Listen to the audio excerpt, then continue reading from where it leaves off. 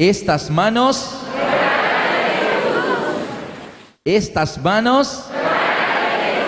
tocarán las de Jesús. Amén. Nuestra esperanza, y es una esperanza porque también es una promesa de nuestro Dios. En los temas finales, estamos ya en la recta final, pero en los temas finales vamos a ver en la Biblia qué va a pasar cuando lleguemos al mar de vidrio y estemos en el tercer cielo. Y va a haber un grupo de personas, de los redimidos, que le van a preguntar a Jesús que qué le pasó en la mano. Imagínense eso. Le van a ver las manos a Jesús y le van a decir, uy Señor, ¿y qué te pasó allí? Ustedes van a ver eso en los temas que vienen. Nuestro tema de hoy, el título es El quinto jinete del Apocalipsis. Jesús hizo una promesa y en esa promesa hay 3 palabras que cambiaron mi vida.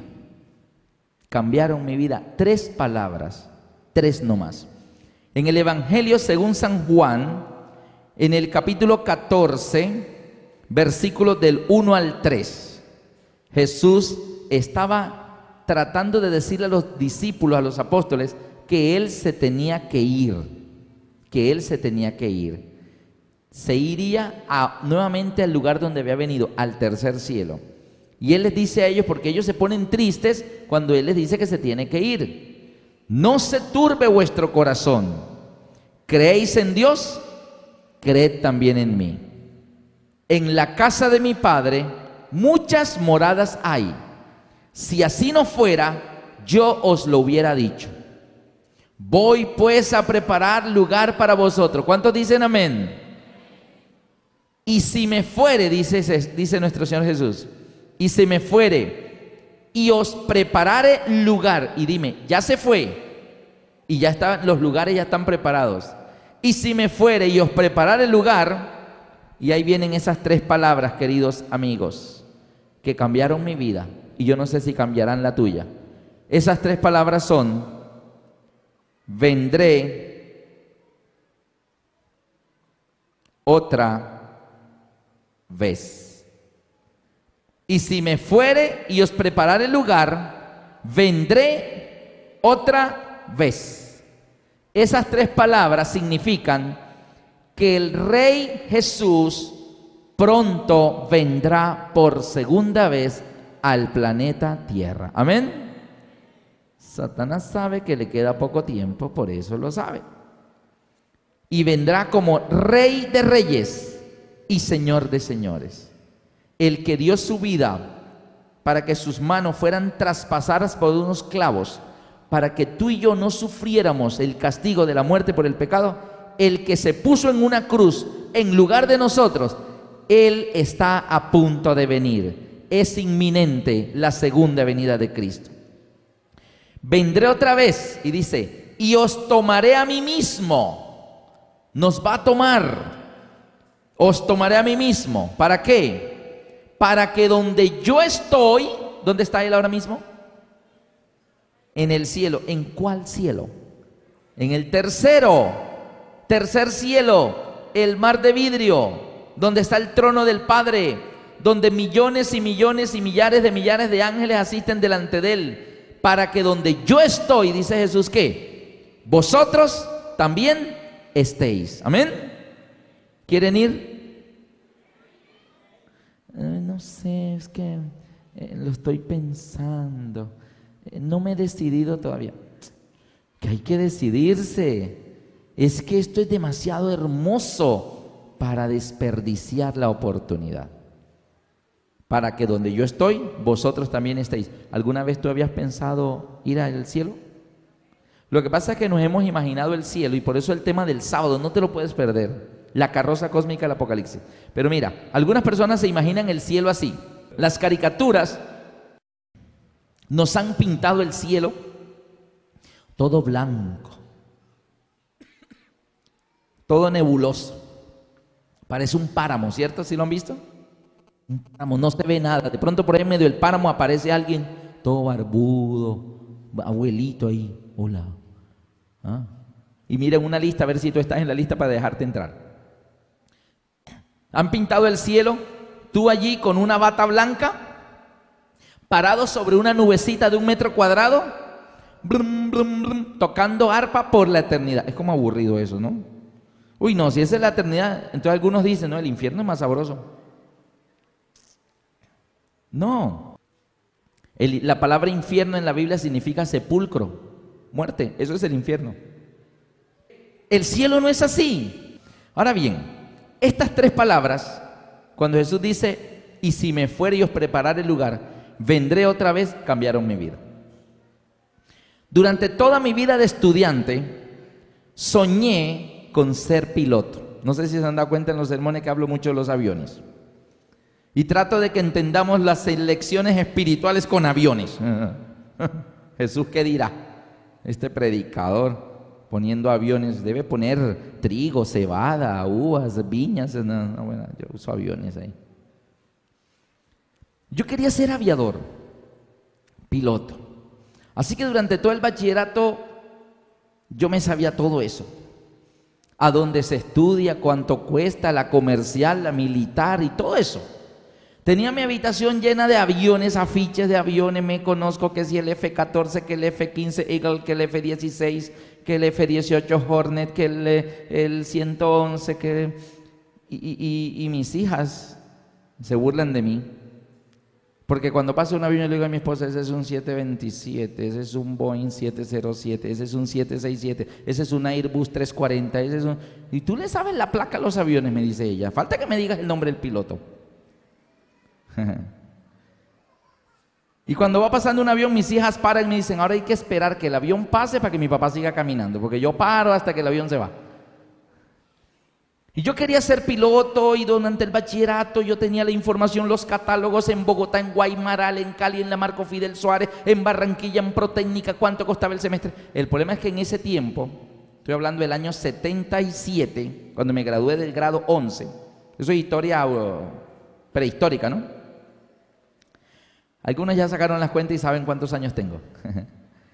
Lo cierto es que el semestre de aviación costaba 500,000 pesos. En el año 77, el semestre para aviación comercial costaba 500,000 pesos. Y arquitectura costaba 40,000 pesos el semestre. Deduzcan la diferencia en ese tiempo. ¿Ah? Era costoso. Mi papá me dijo, no hay dinero. Si tú estudias eso, tus hermanos no estudiarán porque todo el dinero se va contigo. Y yo quería, así que dije, bueno, entonces la aviación militar. Me voy para la aviación militar, allá en la Fuerza Aérea. Y no, eso es difícil, eso es solo la élite la que entra ahí. Hay que ser de familia, de apellidos. No, yo no soy de eso. Así que... Entonces alguien me dijo, no, ¿sabes qué, Alberto? El que se entra y hace el año del servicio militar, cuando termina el año del servicio militar, es más fácil una transferencia interna, pasar de eso allá a la Fuerza Aérea y te reciben más fácil. Dije, me voy voluntario. Y yo estaba dispuesto a todo eso. Pero cuando me gradué, llegó Cristo a mi vida. Cristo llegó a mi vida justo en ese tiempo que yo estaba tomando esa decisión. Y cuando Cristo llegó a mi vida y conocí el Evangelio y la salvación y todo lo que les he estado compartiendo, y el sábado, guardar el sábado, dije, no, en la base de la Fuerza Aérea no me van a dar el sábado. ¿Cómo así? No me lo van a dar. Entonces yo pensaba que cómo voy a hacer, pero eso no era lo que me preocupaba. Pero yo decía, Señor, pero me gustan los aviones. Pero todo eso de los planes que yo tenía, estas tres palabras derrumbaron todo. Vendré otra vez. Y Cristo cuando venga, ¿qué me va a encontrar haciendo? Así que ahora yo tenía dos caminos. O me meto en esto de ayudar a la gente a prepararse, o me voy a volar aviones y a bombardear todo lo que encuentre por el camino.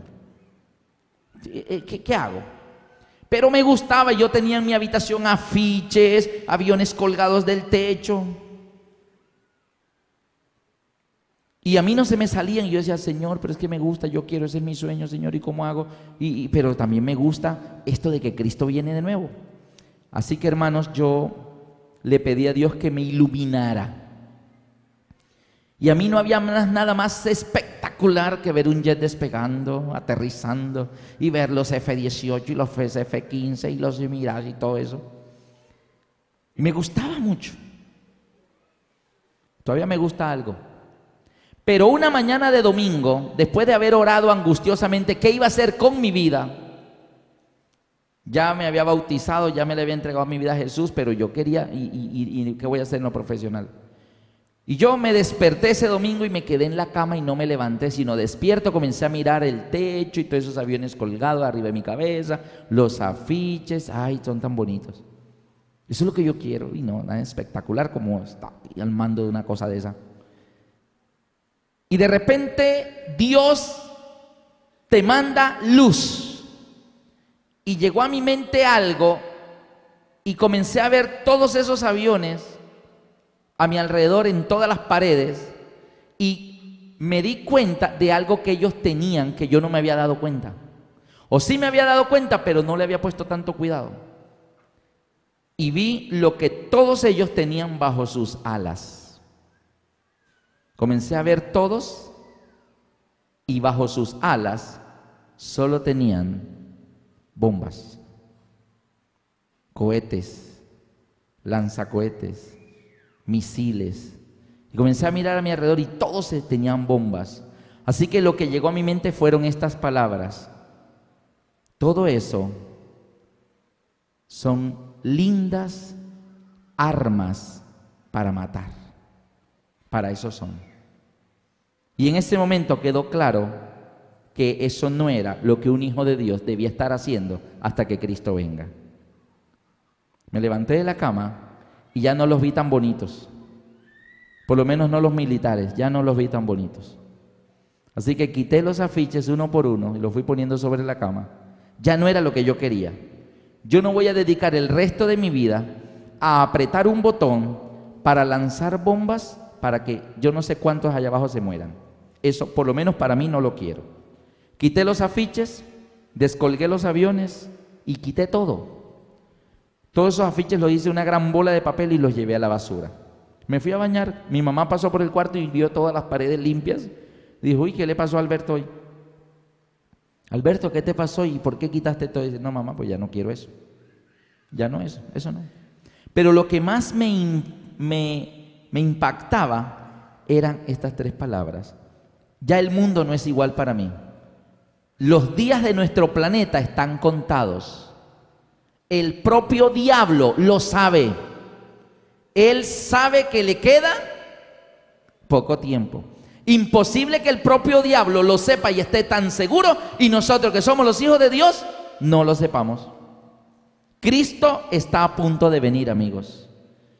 Y es prioritario prepararnos para su segunda venida, sin dejar de trabajar, sin dejar de progresar, pero no por lo menos en lo que yo quería, por lo menos en la parte militar o en la parte de la aviación militar, que era lo que en ese momento a los 17 años yo me estaba inclinando. Y quiero decirles que después descubrí en la Biblia que al final de todo sí voy a ser piloto. Porque hay una promesa en la Biblia que el Señor dice, nadie que dejare padre, madre, hermano, hijos, hijas, amigos, casas, pasiones y todas esas cosas, por mí le daré el 30 por 1, el 60 por 1 y el 100 por 1 en esta vida y en la venidera. Y créanme que el Señor, yo lo he visto con mis propios ojos, las cosas que yo dejé por Cristo, el Señor me las ha dado, me las he devuelto, pero multiplicados. Yo era muy tímido, ustedes no me lo creen, pero yo era tímido a morir. Yo no iba a clase el día que tocaba exposición. No, yo pararme delante de mis compañeros, no soy capaz. Y perdía la nota, exposición, 1. Pero recuperaba con el examen, el cuaderno, la tarea, lo que sea. Pero pararme al frente, no, yo no soy capaz. Nunca. ¿Y sabe qué? Tan tímido era, yo solo tenía 8 amigos. 8. Y esos 8 amigos, cuando yo me entregué a Jesús, se alejaron de mí. Y ya no fueron más amigos. Y perdí mis amigos. Y eso me dolió porque tan tímido que yo era, solo tenía 8. O sea, con tanto trabajo que había conseguido esos 8, ahora se me fueron. Por Cristo. Cuando yo me entregué a Jesús y comencé a ir las primeras veces a la iglesia, salir de la casa con la Biblia en la mano, y yo me asomaba por la ventana de mi casa y ya estaban mis amigos sentados enfrente en una jardinería donde nos sentábamos toda la noche a hablar y a recochar y todo. Y yo en la ventana, y mis amigos allá, 7 de la noche, yo me tenía que ir para la iglesia. Yo quería ir a la iglesia con la Biblia. Yo dije, no, yo salgo con la Biblia y ya los del colegio se burlaron de mí, ahora estos de por acá. Mis amigos del vecindario. Fui donde mi mamá, le dije, mamá, ¿tiene una bolsita? Y mi mamá dijo, claro, y me dio una bolsita de plástico transparente. Y dije, no mami, de esas no, de las de papel. Ah, bueno, y me la dio. Yo no sabía para qué. Metí la Biblia y salí con mi Biblia, con mi bolsita. Hola, y ellos, ¿qué hubo, Alberto? ¿Para dónde vas? Ah, voy a hacer una vuelta, ahorita vengo. Y me fui. Y cuando iba por la esquina sentí lo mismo. Negué al Señor. Negué al Señor. Me da pena que me vean con la Biblia, eso se burlan de mí. Y le pedí perdón a Dios, Señor, te negué como Pedro, porque escondo la Biblia. A la siguiente semana, otra vez. Ay, siempre se ponen ahí. Para el próximo martes de culto, me voy a ir como desde las 5 de la tarde. Antes que se sienten, me voy para la iglesia para que no me vean salir con la Biblia. Pero ahí estaban sentados todos en filita mirando para mi casa. Y yo dije, no voy a negar a Jesús. Esta vez salgo con la Biblia en la mano. Gústele a quien le guste. Así que abrí la puerta y salí. ¿Qué hubo? Y ellos, ¿qué hubo, Alberto? Ven acá. No, es que voy a salir. ¿Para dónde? Voy a hacer una vuelta. Chao. Así que mientras iba así y mientras giraba, la Biblia también iba girando. Y a medida que fui llegando a la esquina, me fui otra vez así. Y otra vez llegué y dije, negué al Señor. Negué al Señor. De nuevo lo negué. Señor, perdóname. Me da miedo que mis amigos vean que yo ando contigo. Así que a la siguiente vez fui muy valiente y salí con la Biblia. Y preciso, Alberto, ¿para dónde vas? No, voy a hacer una vuelta. Oye, ¿qué llevas en la mano? Esto, un libro. Un libro. Eso parece una Biblia. ¿Tú andas con la Biblia? No me digas que te metiste, aleluya. Sí, me metí, aleluya. ¿Ven? Ya la amistad, ya no me invitaban, ya se fueron alejando. Estas 3 palabras cambiaron mi vida. Ahora, perdí 8 amigos. Yo decía, bueno, Señor, ¿cómo? Yo no sé cuántos amigos tengo, pero en Saravena tengo muchos. ¿Cuántos aquí son mis amigos? Aquí más de 8. Amigos en Bogotá, en Cali, en Medellín, en Neiva, en Pamplona, Chinácota, Cúcuta. Tantos amigos que paso la vergüenza de personas que me dicen, hola, ¿cómo estás, Alberto? ¿Qué tal? Y yo, bien, tú no te acuerdas de mí, ¿verdad? No, qué pena. Oh, ni porque yo te esto, yo te aquello. Y tengo tantos amigos que ya no memorizo tanto, pero yo sé que me quieren y los quiero mucho. Estas 3 palabras, Cristo viene otra vez, queridos amigos, viene al mundo. Yo quiero que miren esto. ¿Cómo viene? Cuando Cristo venga, va a encontrar 2 clases de personas. No religiones. Para Dios no hay religiones. Para Dios hay 2 clases de personas. ¿Cuántas? 2. El mundo, cuando Cristo venga, va a estar dividido en 2 grupos. Un grupo, no sé cómo quieran llamarlos, justos, redimidos, arrepentidos. El otro grupo, impíos, pecadores, injustos, no sé, ¿qué nombre le llamamos? Pecadores arrepentidos y pecadores que no se quieren arrepentir. Justos, impíos, redimidos, perdidos. ¿Cómo quieren que los llamemos? Los que se salvan, los que se pierden. Vamos a poner los que se salvan y los que se pierden. ¿Está bien? 2 grupos. ¿De qué religiones son? Obedientes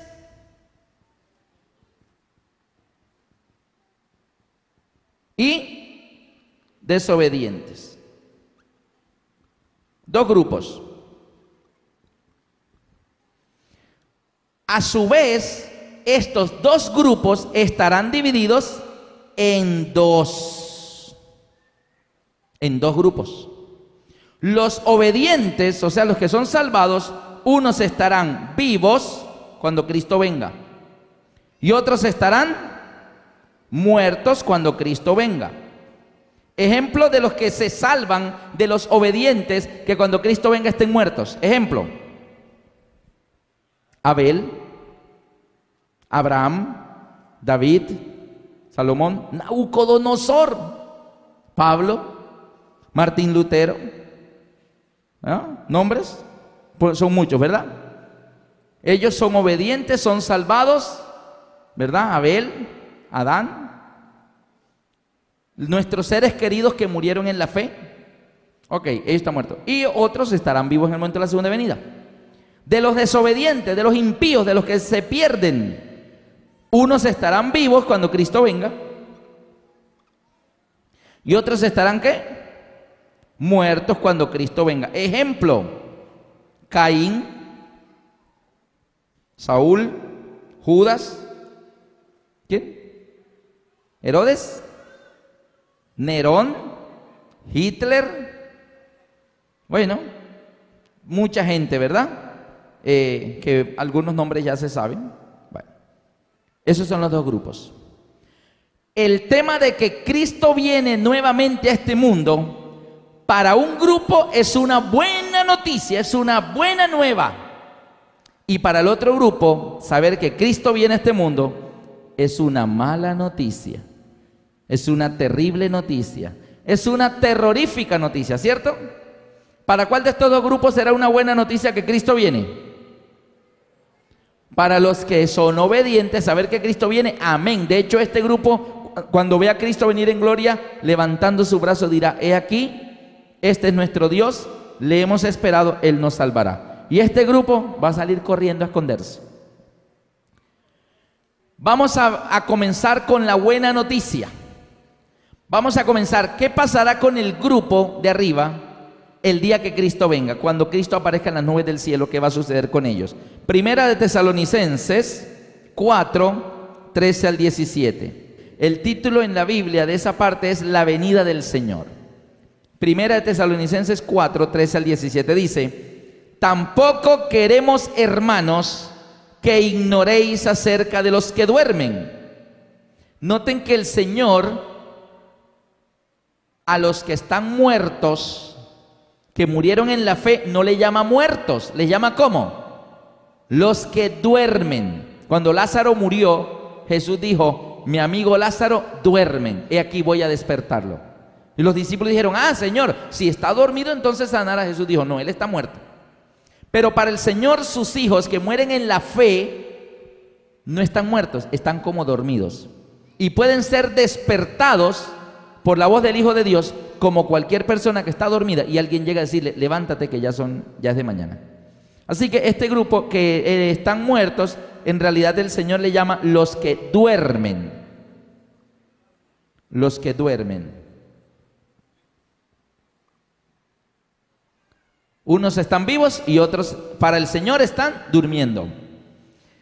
Así que no queremos, hermanos, que ignoréis acerca de los que duermen, para que no os entristezcáis como los otros que no tienen esperanza. De estos dos grupos, ¿cuáles son los otros que no tienen esperanza? ¿Cuáles son? Estos de aquí abajo. Estos son los otros, no tienen esperanza. Murieron sin Cristo, no les espera nada bueno. Dice el versículo 14: porque si creemos que Jesús murió y resucitó, así también traerá Dios con Jesús a los que durmieron en Él. Se refiere a este grupo.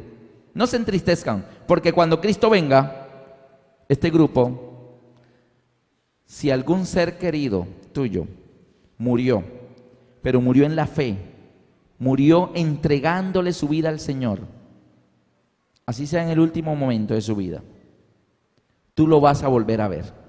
Vas a volver a ver a ese ser querido. ¿Cuánto tiempo falta para que volvamos a ver a nuestros seres queridos que han descansado en la tumba? El mismo tiempo que hace falta para la segunda venida de Cristo. Ese mismo tiempo hace falta.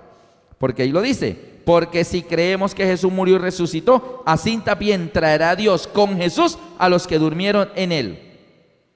Por lo cual os decimos esto en palabra del Señor. 2 puntos. O sea, Pablo dice: mira, esto que les voy a decir no es mío, esto es del Señor, Él fue el que lo dijo. Os decimos esto en palabra del Señor: que nosotros, los que vivimos, los que hayamos quedado hasta la venida del Señor, no precederemos a los que durmieron. Nosotros, los que vivimos, dice Pablo, los que hayamos quedado, no nos iremos antes y dejaremos a estos allá. No vamos a dejar a nuestra abuelita, no vamos a dejar a nuestro hijo, a nuestra mamá o a nuestro hermano, a nuestra esposa, esposo, que descansó en la fe del Señor y que hoy está en una tumba, dormido porque Cristo viene a despertarlo. ¿Se acuerdan a quién despertó Jesús una vez de la tumba? Lázaro, ven fuera. Y salió caminando. Y él le dijo a Marta y a María, yo soy la resurrección y la vida. El que cree en mí, aunque esté muerto, vivirá. Entonces Pablo está diciendo eso, no nos vamos a ir y los vamos a dejar a ellos, tranquilos. Versículo 16, porque el Señor mismo, o sea Jesús, con voz de mando, con voz de arcángel. ¿Por qué hablan de que la voz de Jesús es la voz del arcángel? ¿Se acuerdan que vimos que él es el arcángel Miguel, pero que luego se hizo humano, nació en el pesebre y se hizo hombre llamado Jesús? Pero cuando habla Jesús para los ángeles, habló el arcángel, así tenga forma humana. Él sigue siendo el comandante de los ejércitos celestiales, porque el Señor mismo, con voz de mando, con voz de arcángel y con trompeta de Dios, descenderá del cielo, y los muertos en Cristo resucitarán primero. Algunas personas tienen la creencia de un rapto secreto, que las personas en la venida de Jesús serán llevados secretamente. Mira, de secreto no tiene nada la venida de Jesús. Imagínate con voz de mando, con voz de arcángel y trompeta de Dios. ¿Tú te imaginas sonar una trompeta y que eso sea secreto y que nadie lo note? ¿Una trompeta? No, no es secreto. El Señor viene y todo ojo le verá. No es secreto, va a ser cataclísmica la venida de Jesús. La tierra se sacudirá y lo vamos a ver en los siguientes textos. Dice, descenderá del cielo y los muertos en Cristo resucitarán primero. ¿Cuál de estos grupos son los que la Biblia llama los muertos en Cristo? ¿Cuáles? Estos son los muertos en Cristo. Dice, ¿qué va a pasar con ellos el día de la segunda venida de Cristo? Resucitarán primero. O sea, este grupo que estaba dormido se va a despertar y esta separación ya no la va a ver más. Ellos también van a estar como vivos. Así que tú podrás ver a David, a Israel, a Abraham, a José, a Daniel, a Adán, a Eva, a María, la madre de Jesús. Yo no sé qué le piensas preguntar a María. Yo sé que va a haber mucha gente haciendo fila para hablar con María. ¿Cómo será preguntarle, María, cómo fue que nació? ¿Cómo lo criaste? ¿Y cuándo? ¿Y cómo le enseñaste? Mira, vamos a necesitar la eternidad, definitivamente. Lástima a los que no vayan, de lo que se van a perder. No. Bueno, pero el Señor no puede obligar a nadie. Ahora, ¿qué sucede con esto? Entonces, los muertos en Cristo resucitarán primero, dice el versículo 17. Luego nosotros, los que vivimos, los que hayamos quedado, seremos arrebatados juntamente con ellos en la nube para recibir al Señor en el aire, y así estaremos para siempre con el Señor. Este grupo que hace el Señor nos saca de la tierra y nos lleva con él a la nube. Chao, chao. ¿Quieren ir? ¿O lo están pensando todavía? Bueno, ese es el maravilloso y glorioso porvenir que Jesús quiere para cada uno de nosotros. Ahora, me llama la atención porque dice que luego nosotros los que vimos, los que hayamos quedado, seremos arrebatados. Esa palabra no dice seremos tomados. Dice que seremos ¿cómo? Arrebatados. ¿Qué significa arrebatar? Decir, me arrebató eso. ¿Qué es arrebatar? Tomar de una manera rápida, veloz, así. Generalmente los ladrones hacen eso. Los ladrones no llegan, me da el bolsito, no. Y ¡fum! Y sale corriendo, ¿sí o no? ¡Ay, me robó la cartera! Arrebatar, rápido. ¿Por qué dice que nosotros no vamos a ser tomados, sino que seremos arrebatados? En el tema de ayer, en Salmo 50, del versículo 5, dice que Él enviará a sus ángeles y le dirá a los ángeles, juntadme mis santos, los que hicieron conmigo pacto con sacrificio. Juntadme mis santos, los que hicieron conmigo pacto con sacrificio. Así que los ángeles van y nos toman así, ¡fum!, y nos llevan pero velozmente. ¿Por qué? Porque la tierra sufrirá un cataclismo impresionante el día de la segunda venida de Cristo. Vamos a buscar el libro de Jeremías. Jeremías, capítulo 4. Vamos a ver cómo le va al otro grupito. Este pobre grupito que está aquí. Ay, los rogados. Estos son los rogados. No quieren. No quieren entregarse a Jesús. Y el cielo esperando. ¿Sabe qué es lo que sucede? Nosotros no sabemos con lo que estamos jugando, hermanos. No tenemos ni idea. Jeremías 4, 23 al 27. Mire qué le va a suceder a la tierra el día de la segunda venida de Cristo, al planeta Tierra. Dice, miré a la tierra y aquí que estaba asolada y vacía. Miré a los cielos y aquí que no había en ellos luz. Miré a los montes y aquí que temblaban y todos los collados fueron destruidos. ¿Cuántos collados fueron destruidos? Todos. Miré y no había hombre y todas las aves del cielo se habían ido. Miré aquí el campo fértil, era un desierto. Y todas sus ciudades, ¿cuántas ciudades? Todas. Y todas sus ciudades eran asoladas delante de Jehová, delante del ardor de su ira. Vamos a ver por qué el Señor tiene que arrebatar a sus hijos y ¡fum!, a la nube, pero arrebatados así. Y estos que quedan aquí, las ciudades serán asoladas delante de Jehová, delante del ardor de su ira. Lo que sucede, queridos amigos, es que mire cómo reacciona este grupo que están vivos cuando Cristo venga. Apocalipsis capítulo 6, 14 al 17. Parte del sexto sello, Apocalipsis 6, 14 al 17. Dice, mire cómo describe el momento de la venida de Jesús. Y el cielo se desvaneció como un pergamino que se enrolla. ¿Cuál cielo será enrollado y será quitado? ¿Cuál cielo? Nuestro primer cielo. Porque el cielo que está afectado por el pecado es nuestro planeta Tierra. Las estrellas, las galaxias, los mundos que hay arriba que no han caído en pecado, ¿por qué tiene que Dios destruirles su cielo si ellos no han hecho nada malo? Pero nuestro cielo está contaminado, averiado, dañado, la capa de ozono está destruyéndose y todo lo que sabemos, contaminación, calentamiento global, todo eso, porque en el pecado estamos dañando nuestra ecología. Entonces el cielo se desvaneció como un pergamino que se enrolla. Todo monte y toda isla se removieron de su lugar. ¿Te imaginas las personas que estén en una isla el día de la venida de Cristo? ¿O que estén en alguna de las cordilleras del mundo? ¿Qué le va a pasar a las cordilleras? Todo monte y toda isla que se remueven de su lugar, tiembla la tierra. Y ahí están hijos de Dios también. Entonces, ¿qué hace? La venida del Señor está haciendo ¿qué? Que la tierra tiemble, que las islas se comienzan a hundir, el mar las está cubriendo y los hijos de Dios, Señor, Señor.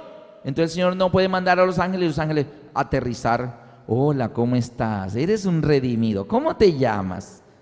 Y el monte derrumbándose y las piedras cayendo. Mientras te pregunta eso, te cae una piedra. Mientras te pregunta, el agua ya te está llegando al cuello si es que vives en una isla. Así que no hay chance para preguntas ni nada. Ya ellos saben a quiénes van a buscar. Sus santos, los que hicieron con el pacto con sacrificio. Así que seremos ¿qué? ¡Fum! Arrebatados, porque las montañas se están destruyendo, las islas se están hundiendo. Aquí no hay tiempo sino de rescate, un rescate rápido y efectivo.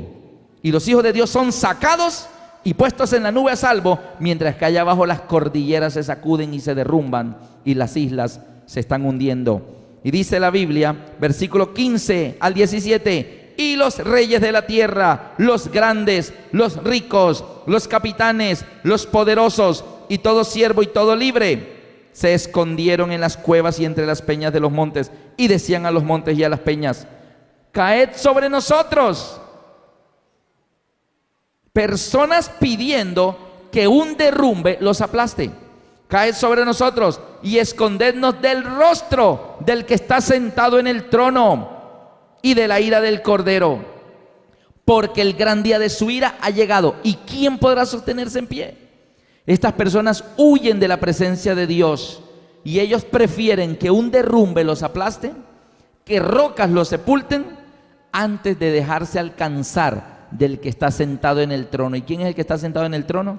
Dice que es el Cordero, Cristo Jesús. Esas manos que tú quieres tocarlas de Jesús, ellos no quieren. Escóndeme, trágame tierra, y prefieren que un derrumbe los aplaste. Ahora, estos impíos no se pierden por ignorancia. Ellos no se pierden por ignorancia. Los impíos no dicen: ay, esa luz allá en esa nube, ¿qué será? Tan bonita, ¿no? Ay, qué luz tan esplendoroso, qué nube tan impresionante, ¿qué será eso? Ellos no dicen qué será, ellos saben qué es eso. Escóndenos del rostro del que está sentado en el trono. Y ellos saben quién es el del trono y de la ira del Cordero. Y ellos saben que es el Cordero. Y esos impíos, ¿por qué saben tanto? Porque asistieron a las conferencias. Porque el Señor no va a destruir a nadie si primero el Evangelio no está siendo predicado.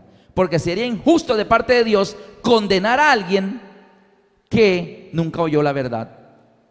Mateo 24:14, ¿qué es lo que detiene todo? Y este Evangelio del reino será ¿qué? Predicado en todo el mundo para testimonio, y entonces vendrá el fin.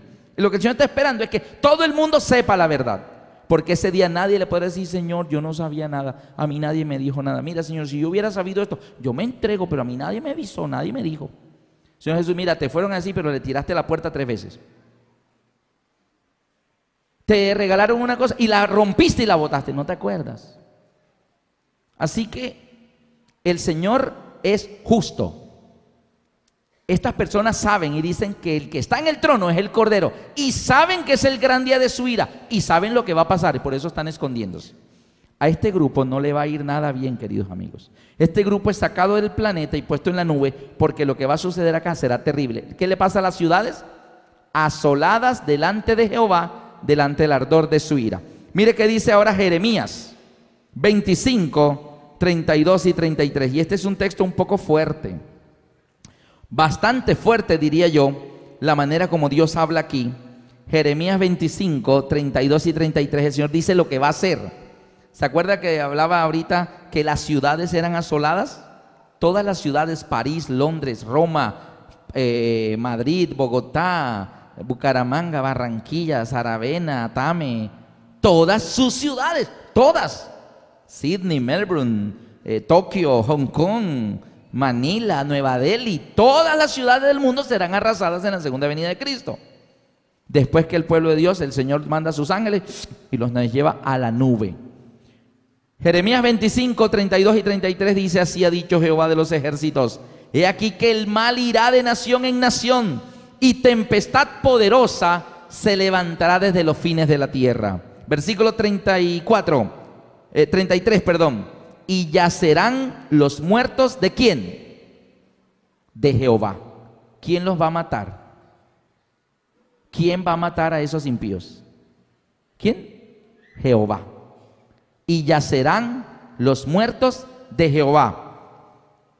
En aquel día, desde un extremo de la tierra hasta el otro, no se endecharán, ni se recogerán, ni serán enterrados. ¿Por qué? Porque aquí no queda nadie. En la segunda venida, todas las personas que estaban vivos son muertos por la venida del Señor. Todos mueren. Los impíos mueren en la venida del Señor. Mientras que este grupo fue resucitado y junto con este a la nube. Estos muertos se quedan, y los que están vivos son destruidos en la venida de Jesús.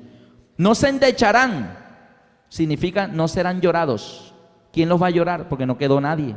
¿Quién llora a quién si todos están muertos? No serán llorados, ni se recogerán. No va a quedar nadie. ¿Quién va a recoger a quién si todos están muertos? Ni serán enterrados. Quedan allí muertos, donde los cogió la venida del Señor. Y dice la parte final: como estiércol quedarán sobre la faz de la tierra. Qué terrible. Qué terrible lo que sucede. Ahora, ¿por qué estas personas huyen a esconderse a las montañas de la roca? Roca, cae sobre mí, mátame antes que me alcance el del trono, porque hoy es el día de la ira del Cordero. Como estiércol quedarán sobre la faz de la tierra. ¿Cómo va a pasar esto? ¿Por qué? ¿Cuál es la causa de su rechazo y al final de su muerte. Isaías 24 dice la causa por la cual el Señor destruirá a todas esas personas en la segunda venida. El grupo de los impíos para el cual la segunda venida no es una buena noticia, es una terrorífica noticia. Mire qué dice Isaías 24, versículo 1 dice: he aquí que Jehová vacía la tierra y la desnuda y la trastorna su faz y hace esparcir a sus moradores. Es decir, destrucción total en la segunda venida de Cristo. ¿Cuál es la causa?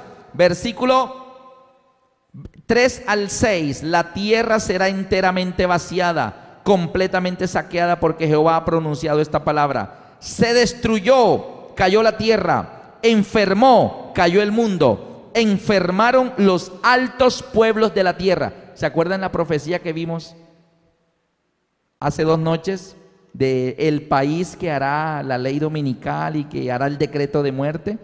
¿Y qué país es? Los Estados Unidos.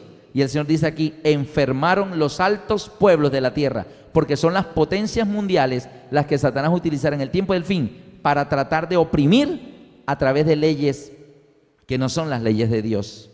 Y dice ahora el versículo 4, el 5: la tierra se contaminó bajo sus moradores.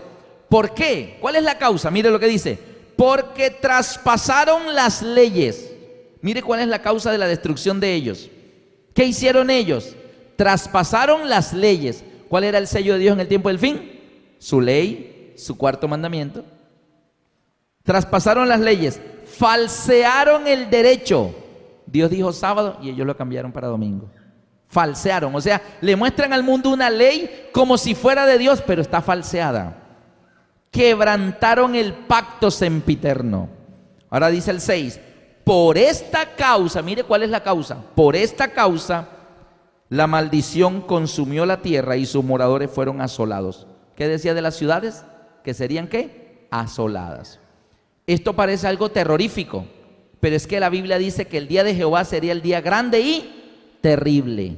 Pablo dijo: dura cosa es caer en manos del Dios vivo. Hay personas que hoy me dicen: yo creo en Dios si Él baja ahora mismo y se para delante de mí. Y yo le digo: ¿sabe qué? Se te va a cumplir tu sueño, porque Él va a bajar y se va a parar delante de ti. Él va a bajar. El problema es que ese día tú no vas a tener donde esconderte, porque Él ahorita está esperando que tú lo aceptes por fe. Pero desafiante, dice: yo creo si lo veo. Si lo veo que baja y se para delante de mí, yo creo. Pues eso va a suceder. El problema es que cuando eso suceda, será demasiado tarde para ti para creer. Les voy a mostrar un pasaje de la Biblia por el cual nuestro tema se llama el quinto jinete. Resulta que en la Biblia hablan de 4 jinetes del Apocalipsis. En los 4 primeros sellos de Apocalipsis 6, de los 7 sellos, los 4 primeros son caballos. El caballo blanco, que representa la época apostólica. Pregunto, ¿la época apostólica fue real? ¿Se cumplió? ¿Fueron hechos reales la época apostólica? El primer jinete cabalgó hacia la tierra. Vino el caballo blanco, del año 31 al 100, primera iglesia apostólica. Luego vino el jinete del caballo rojo. ¿Hubo persecución romana? ¿Se cumplió? ¿La época fue real o fue invento? Hubo persecución romana. El segundo jinete cabalgó hacia la tierra. El tercer jinete fue un caballo negro. Se cumplió la época de Constantino, revolvió el cristianismo con el paganismo y el caballo fue y vino la oscuridad a la iglesia. Sí, todo eso se cumplió y los hechos fueron tan reales como el hecho que está a punto de suceder de la segunda venida. Y el cuarto jinete igual, la Edad Media, la iglesia apostólica romana, la Inquisición, todo eso que viene siendo la Tiatira o cuarto jinete, cuarto sello y cuarta iglesia son la misma época. Y es una época real, sucedió y los eventos fueron reales. Pues ahora, también Apocalipsis habla de un quinto jinete. Y así como los 4 primeros jinetes de los 4 primeros sellos fueron hechos reales y verídicos que hoy la historia lo registra, queridos amigos, el jinete del que vamos a hablar también será un hecho real que está en un futuro no muy lejano. Apocalipsis 19 nos habla de ese jinete. Apocalipsis 19 versículo 11, y es un poco terrible lo que voy a leer.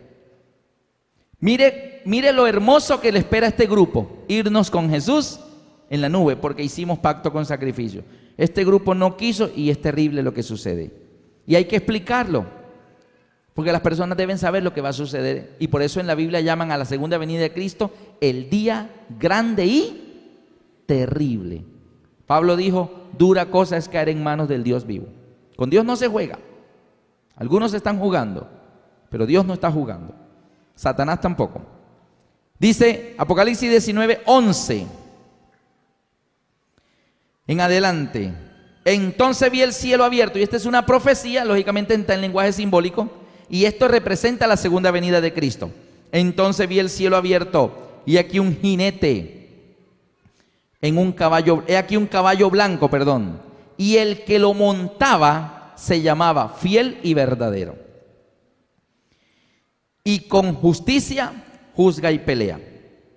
Sus ojos eran como llama de fuego, y había en su cabeza muchas diademas. Tenía un nombre escrito que ninguno conocía sino él mismo. Estaba vestido de una ropa teñida en sangre, y su nombre es el Verbo de Dios. Los ejércitos celestiales, vestidos de lino finísimo, blanco y limpio, le seguían en caballos blancos. De su boca sale una espada aguda para herir con ella las naciones. Él las regirá con vara de hierro. Él pisa el lagar del vino del furor y de la ira del Dios Todopoderoso. En su vestidura y en su muslo tiene escrito este nombre: Rey de Reyes y Señor de Señores. ¿Quién es el que viene en el caballo blanco? Jesús, el Rey Jesús. Amén. Vamos a ver varias cositas. Él viene adelante, pero viene todos los ejércitos celestiales detrás de él, también en caballos blancos. ¿Cómo es la ropa de los ángeles? Ellos vienen, los ejércitos celestiales vienen vestidos de lino finísimo, blanco y limpio. Quiere decir limpio, ni una salpicadura de nada. La ropa está como limpia. ¿Cómo viene la ropa de él? ¿Cómo viene? Teñida en sangre. O sea que el vestido, ¿de qué color es? El vestido viene de color rojo, pero el vestido de él en realidad, ¿de qué color es? En realidad es blanco. El hecho de que viene teñido, teñir significa que el color original es cubierto por otro que encima cubre el color original. Eso es teñir. Ahora, la ropa de él no viene teñida de rojo, de pintura roja. No viene de pintura roja ni de tinta roja. ¿Viene teñida en qué? En sangre. ¿Será que como él derramó su sangre en la cruz, entonces por eso él viene con la ropa teñida en sangre, para mostrar que él es el que derramó la sangre? Yo pensé por algún tiempo que eso era así, pero no. ¿Por qué viene con la ropa teñida en sangre? Y dice que él pisa el lagar. Vamos a ir a Isaías 63, y la misma visión que le fue dado en Apocalipsis a Juan, en el capítulo 19, del jinete del caballo blanco, en Isaías 63, Dios ya se la había dado 600 años antes de Cristo a Isaías. Y mira lo que ve Isaías 63, dice así: el día de la venganza de Jehová. Miren el título de Isaías 63. ¿Quién de estos dos grupos será objeto de la venganza de Jehová? ¿Este o este? ¿No? Este, objeto de la misericordia. Y este, dice, el día de la venganza de Jehová. Y mire cómo lo describe en Isaías 63, del 1 al 6. Dice Isaías: ¿quién es este que viene de Edom, de Bosra, con vestidos rojos? Este, hermoso en su vestido, que marcha en la grandeza de su poder. Es que hay que reconocer que un vestido rojo es hermoso. Ustedes no ven las reinas para el desfile de coronación, vestido rojo, y eso resalta la belleza, ¿no? El rojo, las rosas rojas, ¿sí? Así que un vestido rojo, dice, este hermoso en su vestido. ¿Cómo se vería? Como simpático, ¿no? Con ese vestido todo rojo. hermoso en su vestido, que marcha en la grandeza de su poder. Es la segunda venida de Cristo. Y él contesta: yo, el que hablo en justicia, grande para salvar. Isaías pregunta: ¿por qué es rojo tu vestido y tus ropas como el que ha pisado el lagar? El lagar, acuérdense que era aquella piedra cóncava con un tubito, echaban las uvas, se metían allí. ¿Y qué hacían? ¿Jugo de qué? De uva. Así que se metían varias personas, pisaban las uvas allí descalzos y salía el jugo de uva, porque le sacaban el jugo, ¿no? Pero pisándolas, niños. La licuadora de allá de la época esa. Y cuando se metían varios a pisar las uvas, el lagar, se salpicaban unos a otros, como los niños cuando está lloviendo y se meten en un charco y se comienzan a salpicar unos a otros. Así que cuando la persona termina de pisar el lagar, se pone sus sandalias, se va para la casa y va todo salpicado. Alguien en la calle le dice: oye, ¿por qué estás todo rojo el vestido? ¿Acaso estabas pisando el lagar? Así que cuando Isaías lo ve venir y lo ve vestido rojo, dijo: oye, ¿por qué es rojo tu vestido? Como si hubieras pisado el lagar. Y él le contesta, versículo 3: he pisado yo solo el lagar. Hasta ahí Isaías cree que son uvas. Isaías cree que son uvas. Dice: he pisado yo solo el lagar, y de los pueblos nadie había conmigo. Los ángeles, ¿cómo vienen? ¿Cómo viene la ropa de los ángeles? Salpicada, limpia, blanca, sin salpicar, ¿cierto? Lino finísimo, blanco y limpio, no hay ni una salpicadura. Él dice: yo solo pisé el lagar, de los pueblos nadie estaba conmigo. Queridos amigos, a ellos los mata Cristo solito. Los ángeles dicen: Señor, mira, aquellos impíos se van a esconder allá, déjemelos a mí. Ustedes, juntadme mis santos, los que hicieron conmigo pacto con sacrificio. Enviará a sus ángeles con gran voz de trompeta desde un extremo del cielo hasta el otro, a juntar a sus escogidos. La misión de los ángeles en la segunda venida de Cristo es recoger al pueblo de Dios, no matar a los impíos. Y los ángeles: Señor, ¿y los impíos? Mía es la venganza, yo daré el pago. Déjemelos a mí, que ellos se van a entender es conmigo. Así que mientras los ángeles están buscando a los hijos de Dios y arrebatándolos y llevándolos a la nube que está haciendo Jesús, persiguiendo impíos. ¿Y qué hacen los impíos? Rocas, montañas, caen sobre nosotros. Y nota que ellos no dicen: escóndenos de los querubines que nos vienen a matar con espadas de fuego. No se esconden de los querubines ni de los ángeles. ¿De quién se esconden? Escondernos del rostro del que está sentado en el trono. ¿Quién es el que lo está persiguiendo? El de la ira del Cordero. Cristo es el que se encarga de los impíos. Dice ahora: de los pueblos nadie había conmigo, los pisé en mi ira. Todavía Isaías cree que son uvas. Los hollé en mi furor. Todavía Isaías cree que son uvas.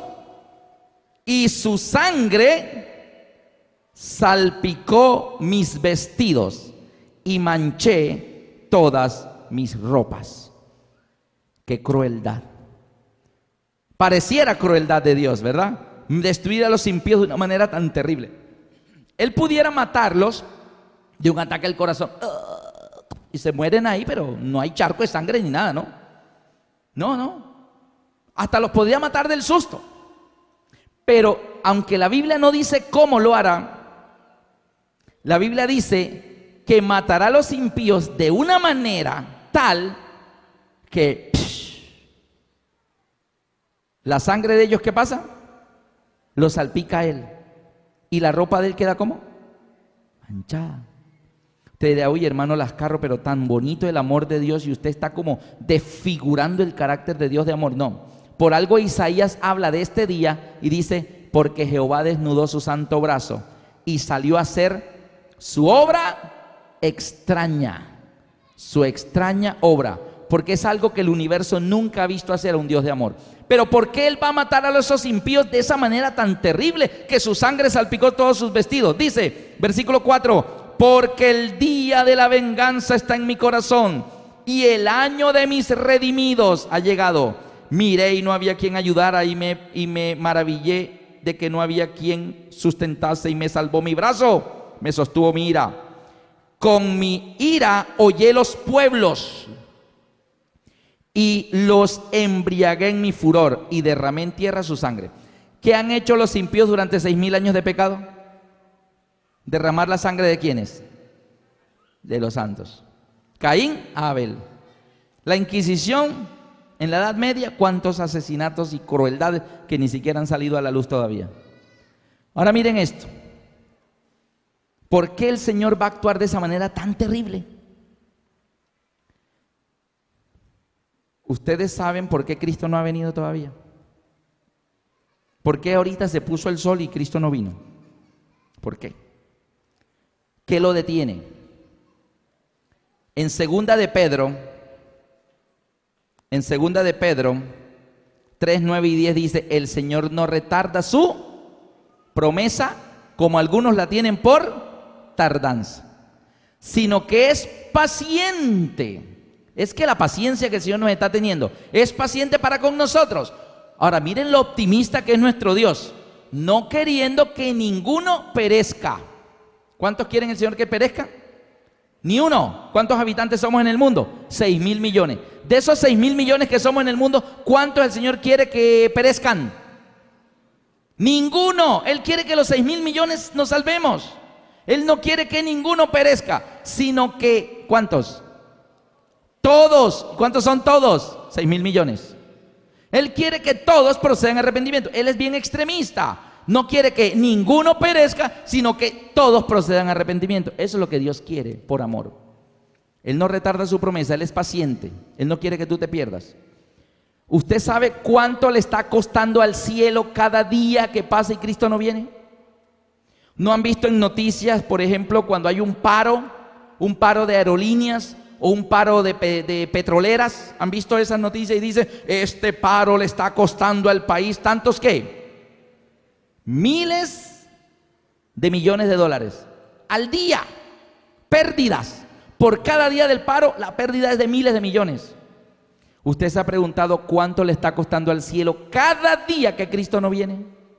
Por cada día que Cristo no viene, ¿cuál precio está pagando el cielo por posponer la venida del Señor un día más? Vamos a esperar, Señor, vamos a esperar un ratito más.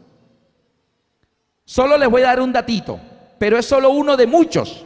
Solo les doy a dar uno, para que tengamos una pequeña idea. La UNICEF es de las Naciones Unidas la parte que tiene que ver con la niñez mundial.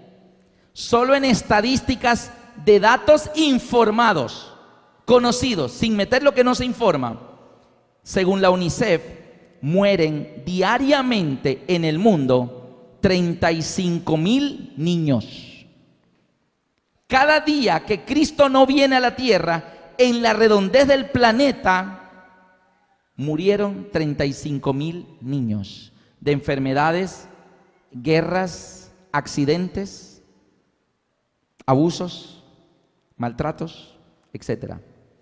Así que el cielo sabe y el cielo tiene el poder para impedir esa atrocidad. Pero el cielo dice, esperemos mañana. Vamos a ver si para mañana se decide. Esperemos que terminen las conferencias a ver si se decide.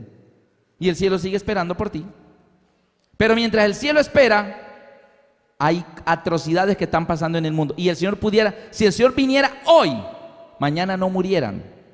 Miren los niños de los accidentes estos de Bogotá, los accidentes de las máquinas pesadas. Si el Señor hubiera venido como Lázaro, Señor, si tú hubieras llegado antes, mi hermano no habría muerto. Terrible, hermanos.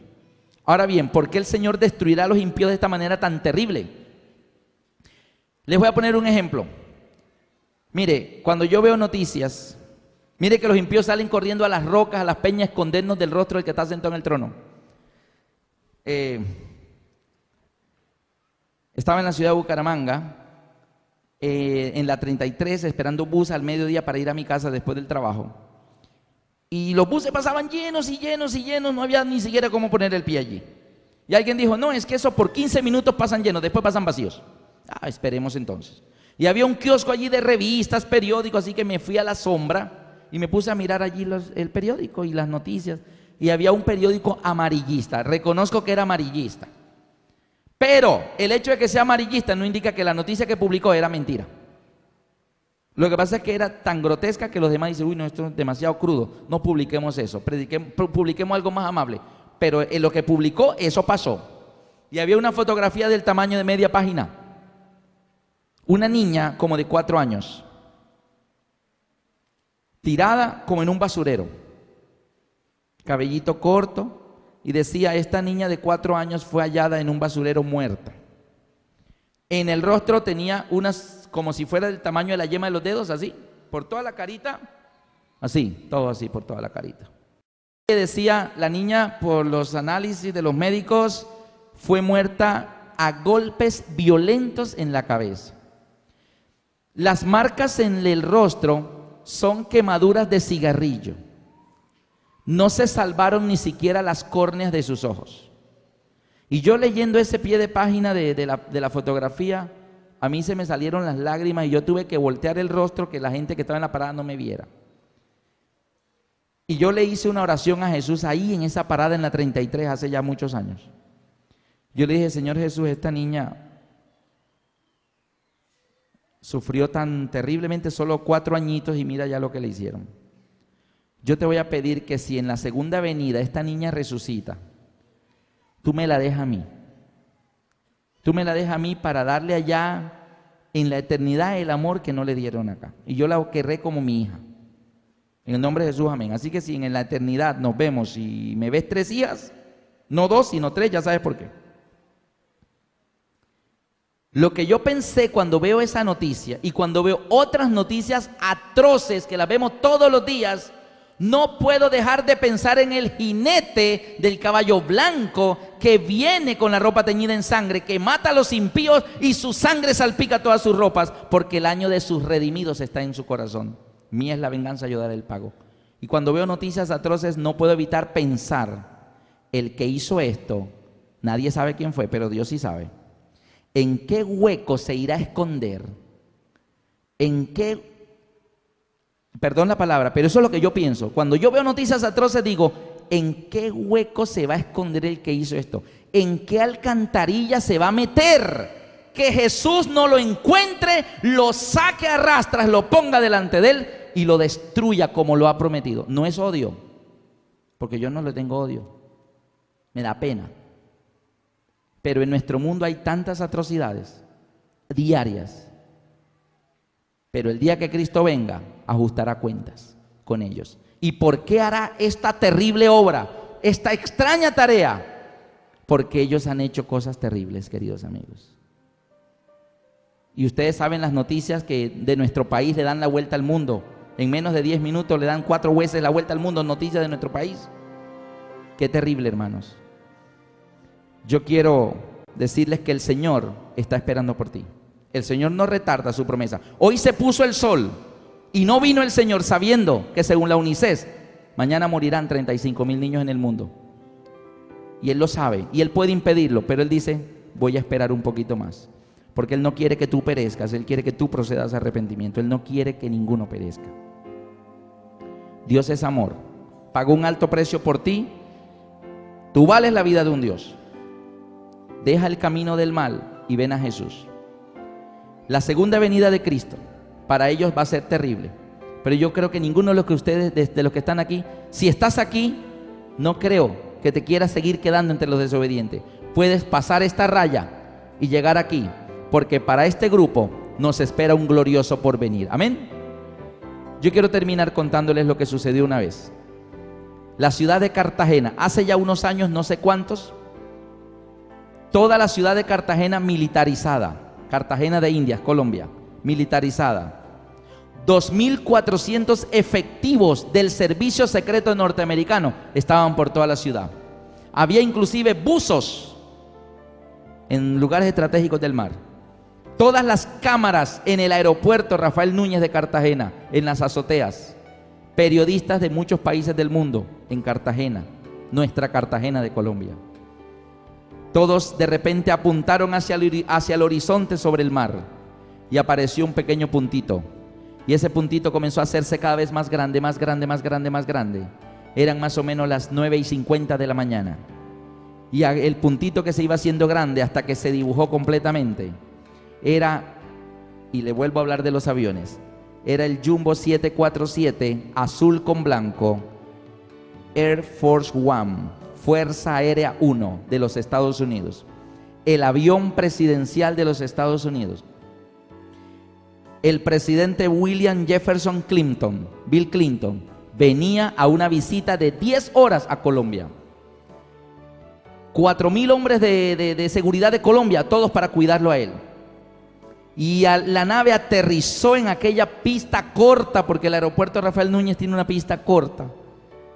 Descendió hacia la plataforma de estacionamiento y ahí el presidente bajó. Hizo la visita, vino con su hija. Fue maratónica aquella visita en Cartagena. Y más o menos a las 10 de la noche se retrasó un poquito su partida. Hubo mucho que hacer en la agenda. En aquel tiempo nuestro presidente Andrés Pastrana estuvo con él en aquella visita. Y a las 10 de la noche se estaba despidiendo. El Air Force One es el jet con el mayor adelanto tecnológico del mundo. Tiene un sistema de comunicación satelital desde donde el cual el presidente de los Estados Unidos puede llamar al capitán de un submarino que esté sumergido del otro lado del mundo. Y vía satélite se puede comunicar desde el avión con el submarino. Puede comunicarse con el transbordador espacial en órbita desde el avión, o puede comunicarse con un simple soldado que tenga su celular en el Golfo Pérsico. Tiene capacidad para 70 personas del equipo de gobierno estratégico en caso de una situación así. La limitante sería que tendría que aterrizar a la semana, porque la comida para 70 personas le alcanza solo para una semana. Una semana en pleno vuelo, sin aterrizar. El jet presidencial de los Estados Unidos, el Air Force One, vuela siempre escoltado por un escuadrón de F-15. Si tú tuvieras la oportunidad, ¿tú te imaginas que tú pudieras volar en el Air Force One? ¿Montar en ese avión? Si tú montaras en el Air Force One, tú irías en el avión con el presidente del país más poderoso de la tierra. Si tú miraras por las ventanillas de la derecha y asomaras la cabecita así, verías F-15 en formación escoltándolo. Si tú miraras por las ventanillas de la izquierda, verías más F-15 escoltándolo. Yo no sé, pero tal vez ni tú ni yo nunca podamos montarnos en el Air Force One. Pero ¿sabes qué? El Rey de Reyes y Señor de Señores del universo pronto va a venir en una nube. Una nube con la suficiente capacidad para llevar a todos los ángeles a bordo. Una nube que puede viajar desde el tercer cielo, cruzar por en medio de las galaxias y los sistemas planetarios, llegar al planeta Tierra, mantenerse suspendida mientras los ángeles vuelan a traer a los hijos de Dios y subirnos a la nube para llevarnos de regreso al mar de vidrio en el tercer cielo.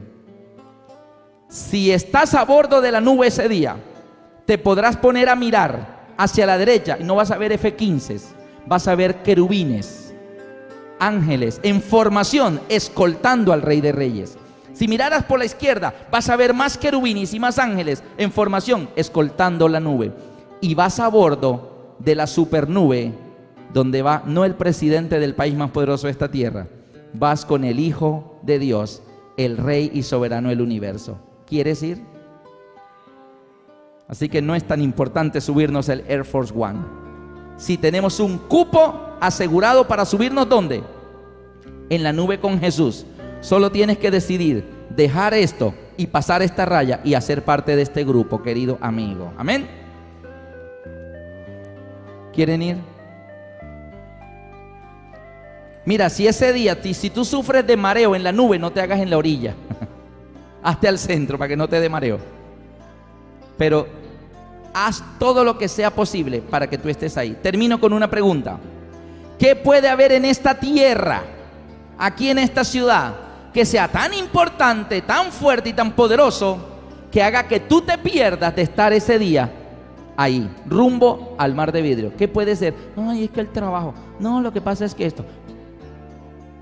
Las excusas no nos llevan a ningún lado. Jesús no sacó excusas. Me tienen que desnudar en la cruz y me tienen que meter clavo. Ay, no. No hubo excusas. Y Él hizo lo que tuvo que hacer por nosotros, sin excusas. ¿Cuántos de ustedes, queridos amigos, quieren estar a bordo de la nube que nos va a llevar con Jesús al mar de vidrio?